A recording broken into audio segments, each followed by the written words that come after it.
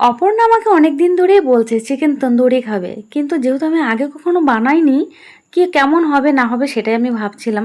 আজকে আমি ফাইনালি ওর জন্য বানাচ্ছি চিকেন তন্দুরি। এই রেসিপিটা আমি ইউটিউবে অনেকবার দেখে দেখে শেষ পর্যন্ত আজকে বানালাম।